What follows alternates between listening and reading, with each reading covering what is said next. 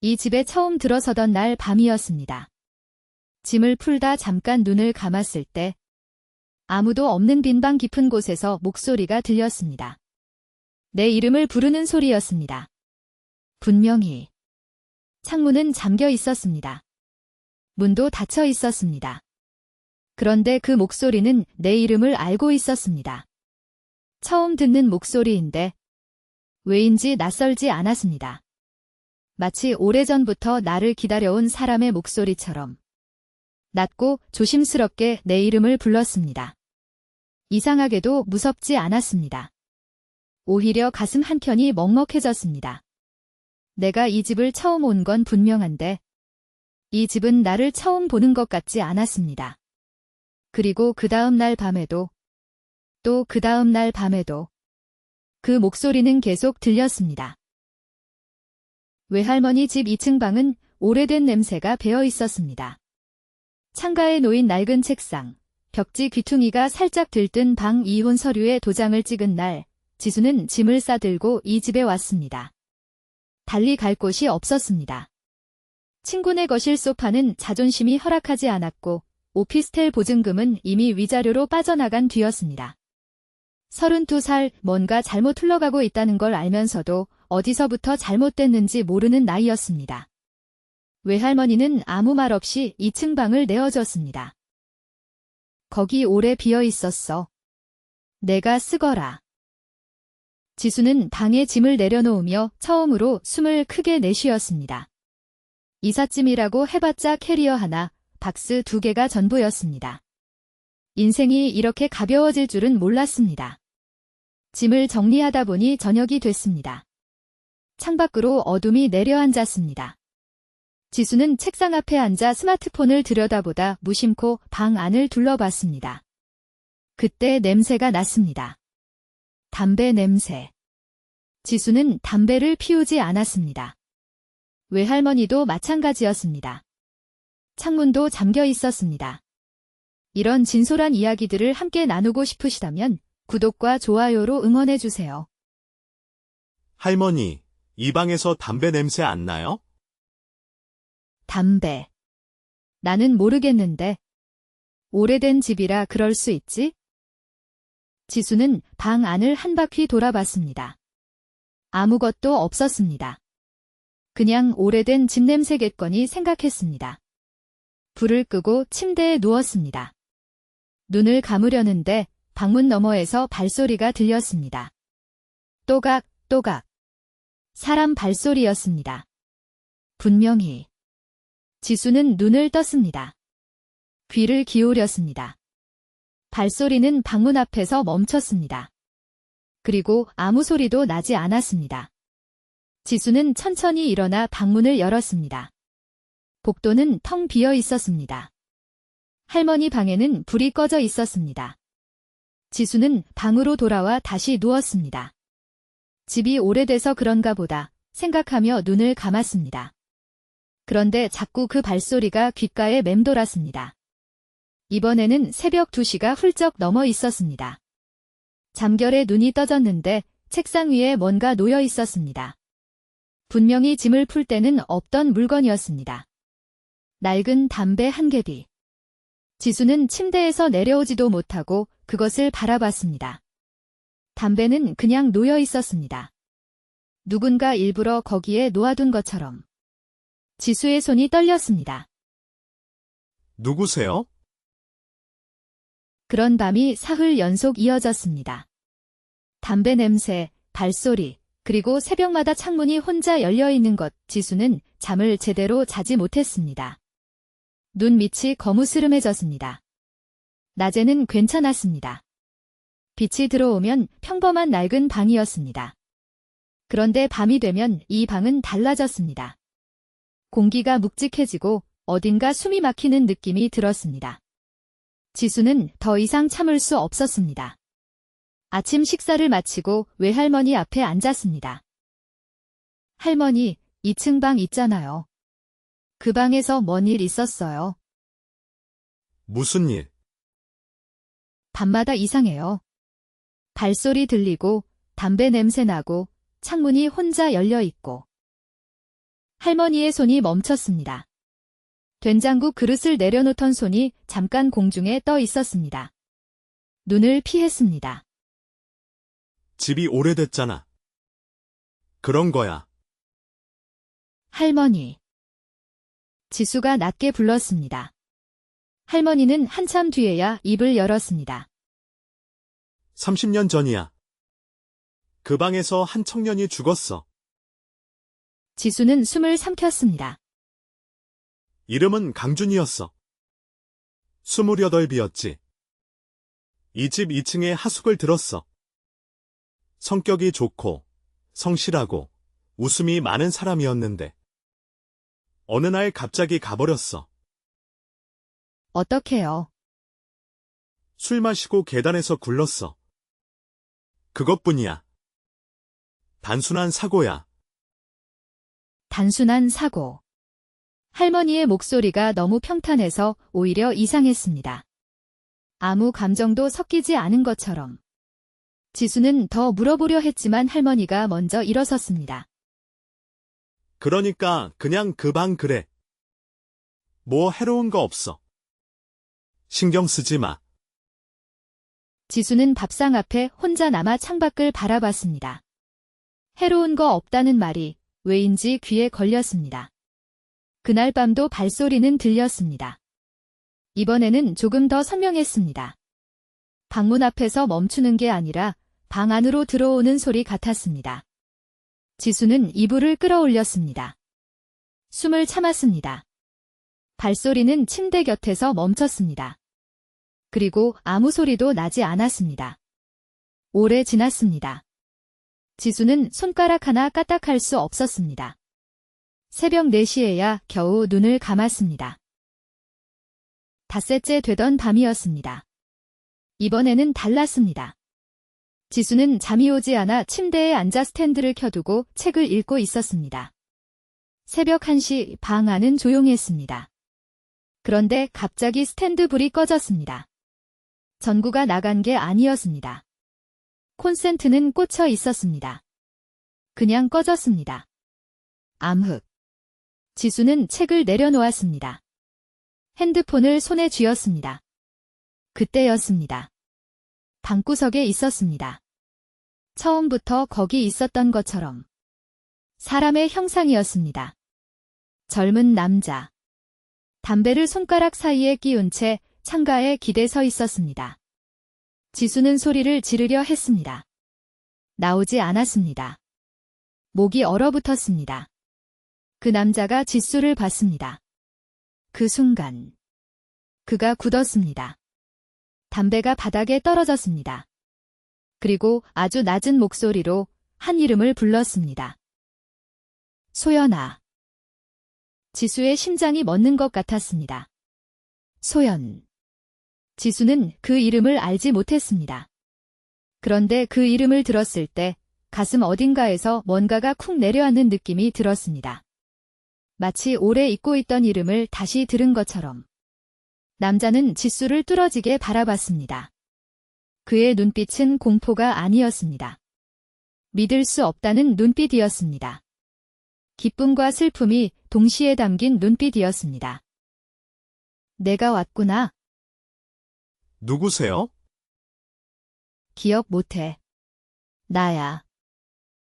지수는 떨리는 손으로 핸드폰 플래시를 켰습니다. 빛이 닿는 순간 남자는 사라졌습니다. 방 안에는 아무것도 없었습니다. 바닥에 담배꽁초 하나만 남겨져 있었습니다. 지수는 그것을 집어 들었습니다. 아직 따뜻했습니다. 지수는 새벽 내내 불을 켜두고 앉아 있었습니다. 그 남자의 목소리가 귓가에서 사라지지 않았습니다. 소연아. 기억 못해, 나야? 낯선 말인데 왜인지 몰랐습니다. 왜 무섭지 않았는지. 다음 날 아침, 지수는 할머니 앞에 다시 앉았습니다. 이번에는 달랐습니다. 어젯밤 일을 말했습니다. 담배꽁초도 보여줬습니다. 할머니는 오래 침묵했습니다. 봤어. 네, 젊은 남자였어요. 담배를 피우고 있었어요. 강준이구나. 할머니의 목소리에 이번에는 감정이 실려 있었습니다. 오래된 슬픔 같은 것이. 할머니는 천천히 일어나 장롱 안쪽을 뒤지기 시작했습니다. 한참 만에 낡은 봉투 하나를 꺼냈습니다. 안에는 흑백 사진 한 장이 들어 있었습니다. 지수는 그 사진을 받아 들었습니다. 28쯤 돼 보이는 청년. 환하게 웃고 있는 얼굴이었습니다. 어젯밤 본 그 남자가 분명했습니다. 강준이 왜 지금까지 여기 있는 거예요? 기다리는 게 있어서. 뭐려? 할머니는 사진을 가져다 오래 바라봤습니다. 손가락이 사진 위를 천천히 쓸어내렸습니다. 소연이 때문이야. 내 언니. 강준은 소연을 사랑했거든. 소연도 강준을 사랑했어. 근데 집안에서 난리가 났지? 강준이 집안이 어렵다고. 그때는 그랬어. 가진 게 없으면 안 됐거든. 부모님이 소연을 강준 근처에도 못 가게 막았어. 소연을 멀리 친척집으로 보내버렸지? 그래서요? 강준이 술을 마셨어. 날마다. 소연이 없어진 뒤로. 그러다 그날 밤 계단에서 굴렀어. 혼자. 지수는 사진 속 웃는 얼굴을 바라봤습니다. 이 웃음을 가진 사람이 그렇게 됐다는 것이 쉽게 납득이 되지 않았습니다. 소연이라는 분은 그 뒤에 어떻게 됐어요? 소식을 들었지? 친척집에서 뛰쳐나왔어. 강준이 죽었다는 말을 듣고. 근데 이미 너무 늦어버린 거야? 할머니가 창밖을 바라봤습니다. 눈이 내리기 시작한 겨울 창가. 지수는 그 옆에 앉아 오래 말 없이 있었습니다. 강준이 30년을 여기 있는 이유가 조금씩 윤곽을 드러내고 있었습니다. 지수는 며칠 동안 생각했습니다. 강준이 소연을 기다리고 있다는 것, 소연이 강준을 두고 떠났다는 것, 30년 동안 그는 이 방에서 혼자였다는 것. 지수는 다시 할머니에게 물었습니다. 소연이 결혼은 했어요? 안 했어. 왜요? 안 한 거야. 못한 게 아니라. 할머니가 오래 입을 다물었습니다. 창밖을 바라봤습니다. 먼 곳을 보는 눈이었습니다. 소연이 그러더라고. 강준 말고는 다른 사람 생각이 안 든다고. 억지로 살 수는 없다고. 평생 혼자 살았어. 강준이 살았던 이 동네를 한 번도 못 떠났어. 가까운 데서만 살았어. 멀리 못 가겠다고 했거든. 10년 전에 돌아가셨다고 하셨잖아요. 응, 소연이 가기 전에 나한테 말했어. 내가 손을 잡고 있었는데 눈을 감기 직전에 웃었거든. 그러면서 할머니의 목소리가 조금 갈라졌습니다. 나 다음 생에 그이 다시 만날 것 같아. 그이가 날 기다리고 있을 것 같아. 지수의 온몸이 굳었습니다. 전류가 흐르는 것 같았습니다. 손끝에서 발끝까지. 할머니가 지수를 바라봤습니다. 조용히. 오랫동안. 지수는 그 시선에서 벗어나지 못했습니다. 할머니, 혹시 지수야. 너 소연이 언니를 닮았어. 어릴 때부터. 눈매가 똑같아. 웃는 모습도. 지수는 입술을 깨물었습니다. 뭔가가 목 안에서 올라오는 것 같았습니다. 눈물인지 말인지 알 수 없는 것이 소연이라고 불렀던 목소리가 귓가에 다시 맴돌았습니다. 기억 못해, 나야? 지수는 할머니 손을 꽉 잡았습니다. 할머니는 아무 말 하지 않았습니다. 대신 지수의 손 위에 자신의 손을 포개었습니다. 창밖에 눈이 내리고 있었습니다. 그날 밤, 지수는 방불을 켜두고 앉아 기다렸습니다. 도망치지 않기로 했습니다. 자정이 넘었습니다. 스탠드 불이 꺼졌습니다. 강준이 그 자리에 있었습니다. 창가, 늘 그 자리에. 이번에는 달랐습니다. 지수가 도망치지 않았습니다. 강준 씨. 강준이 천천히 고개를 돌렸습니다. 지수를 봤습니다. 그 눈빛. 또 그 눈빛이었습니다. 소연아, 저 지수예요. 박지수. 근데 말해줘요. 소연이 누구예요? 당신한테. 강준이 오래 지수를 바라봤습니다. 그리고 천천히 입을 열었습니다. 첫 번째로 고백한 게 소연이었어. 겨울이었어. 눈이 내리는 날 서울 청계천 다리 위에서. 소연이가 먼저 손을 잡았어. 지수의 가슴이 이상하게 두근거렸습니다. 둘이 자주 갔던 데가 있어. 북악산 중턱의 작은 가게. 팥죽 파는데 소연이가 거기서 팥죽 먹을 때 혀를 대면 꼭 나한테 화를 냈어. 자기가 빨리 먹어놓고. 지수가 웃을 뻔했습니다. 그런데 이상했습니다. 팥죽. 겨울. 뜨거운 것 어딘가 익숙한 그림이었습니다. 나는 팥죽을 먹어본 적이 있는가? 물론 있었습니다. 근데 이 이야기는 왜 처음 듣는 이야기처럼 느껴지지 않는 걸까요? 소연이가 즐겨 부르던 노래가 있었어. 모르는 사람이 없는 노래인데 소연이가 부르면 달랐어. 나지막하게, 숨결처럼. 그 노래가 들리면 지금도 소연이가 생각나. 강준이 그 노래의 첫 소절을 입술로만 웅얼거렸습니다. 지수는 그 순간 무언가가 가슴 깊은 곳에서 올라오는 것을 느꼈습니다. 뜨거운 것이었습니다. 눈물이었습니다. 지수는 이해할 수 없었습니다. 이 사람의 이야기를 나는 들어본 적 없는데, 이 노래를 나는 그렇게 부른 적이 없는데, 그런데 왜 이렇게 울고 싶은 걸까요? 강준 씨, 나 왜 울어요? 울어도 돼, 오래 기다렸잖아. 너도. 강준이 손을 뻗었습니다. 공기처럼 희미한 손이었습니다. 지수의 뺨 곁에 가만히 머물렀습니다. 닿지 않았습니다. 닿을 수 없었습니다. 그래도 지수는 그 온기를 느꼈습니다.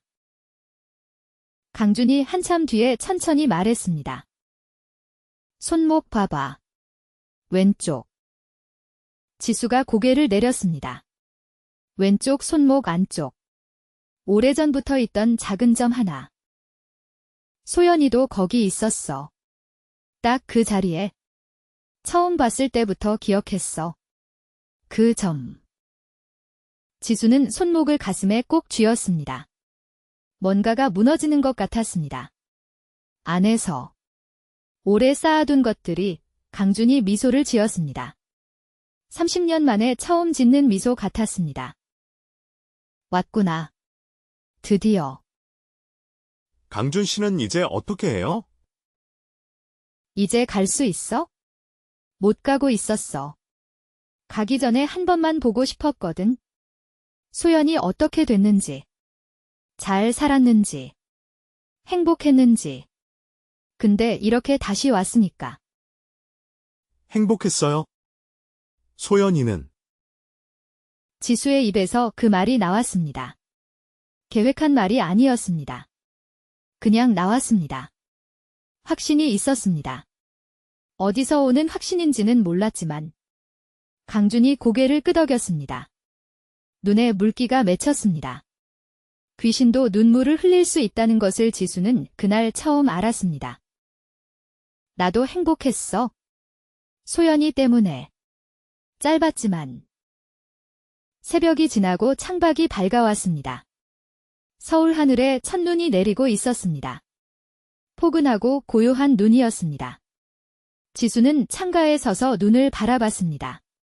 그 순간 방 안의 공기가 달라졌습니다. 가볍고 환해진 것 같은 느낌. 담배 냄새가 없었습니다. 발소리도 없었습니다. 지수는 조용히 창문을 열었습니다. 눈송이 하나가 방 안으로 날아 들어왔습니다. 손바닥에 내려앉았습니다. 그리고 녹았습니다. 지수는 그것을 바라보며 오래 울었습니다. 슬프지 않은 눈물이었습니다. 오래된 무언가가 제자리를 찾은 것 같은 눈물이었습니다. 이 집에 처음 왔을 때 들렸던 목소리가 생각났습니다. 내 이름을 부르던 목소리. 오래전부터 기다려온 사람의 목소리. 그는 기다렸고 마침내 만났습니다. 30년을